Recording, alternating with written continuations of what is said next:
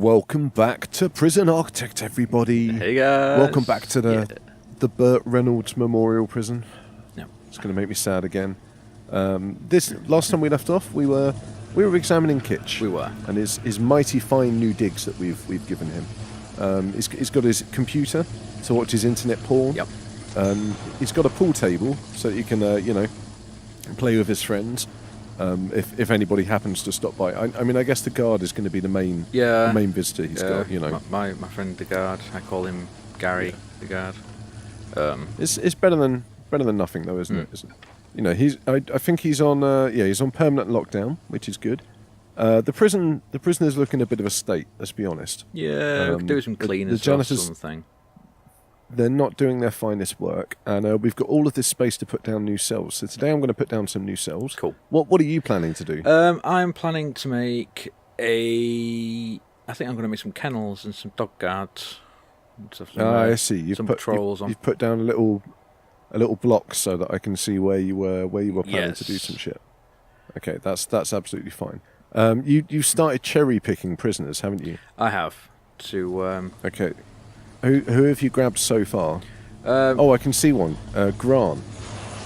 Okay. So you've got Grant, you've got Paul Colley. Mm-hmm. Are these new guys? They've got gang faces. Yep. I want some gang members. Are you mixing? There's another one. You've grabbed some gang. You've grabbed one from each gang, haven't you? Yeah. You son of a bitch. Yeah. Okay, that's gonna be fun times ahead. Honestly. Well, they've got their own infirmary. It's all good. Yeah. So, how have you been this week, anyway? I've been pretty good, to be fair. I've been pretty good. We have both been busy, haven't we? Oh yes. This is the problem. Oh yes. Working the old 7-day weeks again. Your working schedule does not line up with my working schedule. No. It's got to be said. Like I've been doing. I think I did like 75 hours last week. Nice. Yeah, it was a long week. I worked last weekend as well. And like generally my working hours finish at like, I don't know, 10 p.m. or something. Mm-hmm. And like what time do you go to bed? I normally go to bed about 8:30, 9 o'clock at the latest. Yeah. So like it's been tricky to line up for recordings and stuff. We haven't even been able to play Starbound together. No, we haven't. That's been quite sad. Right. You've been playing without me. Yeah, man. Me and Philo have just been like, what do we do when our Kitch is not here? We can't bust through any of the story and stuff. So we went and found a barren planet and we started building some shit, Like by the time you join us, we're going to have a massive like epic city of grand proportions. I'll jump back on soon. I'll just pull some late nights and screw it. I'll be tired at work. It'll be good. Okay. Starbound's I mean, Starbound is one of those games that causes you to go like, oh well, I'll just do one more thing, one more tiny thing. At least it's not as bad as when we first started playing Factorio. That was some late nights.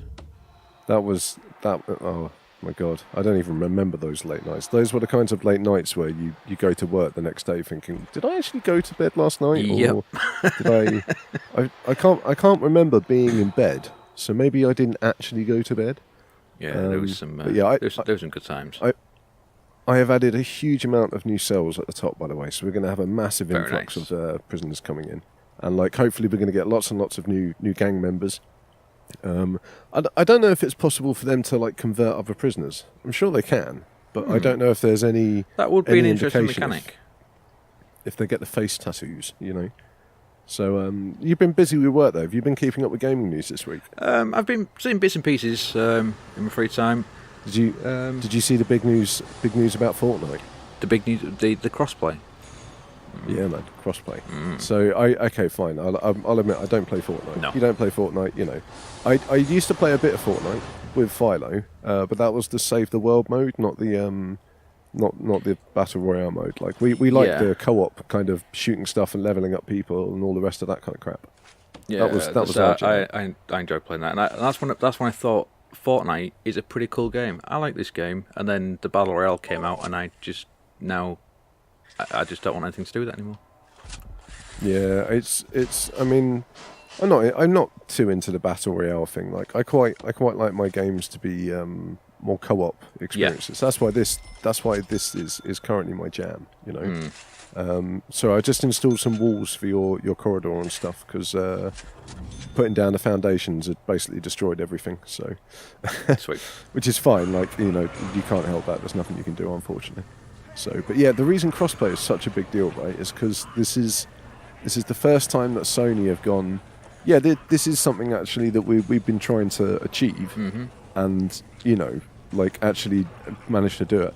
The funny thing is, like, people, because of the incident where, like, Fortnite was accidentally crossplay for a couple of days, because Epic inadvertently, probably on purpose, left some code in. Everybody thinks that, like, it's a really easy job to make everything crossplay, and that, like, Sony are just not doing it because they're not pressing the right button. But, like, there's so much more to it than that. Like, can you imagine the chaos if, like, everybody was allowed to do exactly what they wanted when they were making games? Like, anything at all.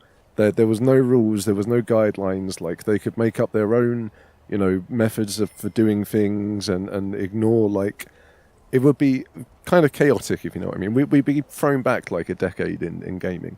So, how difficult is making crossplay from a developer standpoint? Okay, pretty easy. Okay, like for if you're using something like Unreal, it doesn't give a crap what platform Unreal is running on. Like, it all communicates with the same data, right? The issue is always, as is the case in most things, like political. It's like paperwork. It's, you know, setting down guidelines. It's making sure that there are people there to monitor, you know, to make sure that if something goes wrong on another platform, like, they need to, you know, be able to make sure that it's not affecting their platform as well. You know, we're talking, like, you know, data breaches and viruses and all of that kind of crap, you know. Those sorts of things, because opening it up to other networks opens you up to a huge amount of, like, security risks and stuff. There's you know, all these consoles kind of communicate in slightly different ways, so making sure they communicate together means that I don't know. There's just a lot to deal with, basically. But I mean, from our point of view, we don't really have to do anything. We just have to communicate with a different server at the same time, which is why I say that, like, Epic inadvertently, probably on purpose, left it in there, because it would be quite difficult coding in Unreal to accidentally do that stuff. What's the matter? I'm not in my cell. What's going on? What? Oh no, you're probably just in the shroud again. You know what? I'm in this cell up here. I'm here. Oh, that's not right. What's going on? Maybe have you been moved? Hey now. Satan, Uncle Red, get the hell out of this place. This isn't your cell, Satan. Satan, you are not welcome here. Satan, be gone. Satan, be gone. Okay, look, I think this is the whole good prisoners getting upgraded thing. All right, like I punish. I don't know if there's, like, a button I can press somewhere that will stop this from happening. You get 24 hours in solitary. You not. Nice. Get him out of there. Get yourself back in that room. Policy. Oh, we haven't. You know what? We haven't researched everything. This is the problem right now. We've still got some stuff which is being researched. Some things haven't fit. What is the warden researching that's preventing him from researching prison policy? I've lost myself. Oh, it was just paused. Oh, god damn it! I can't find myself. I'm trying to find myself. Hold on. I'm trying to find myself, and I've lost myself. Oh, there I am. I've been escorted. You found it? Yeah. Oh, okay.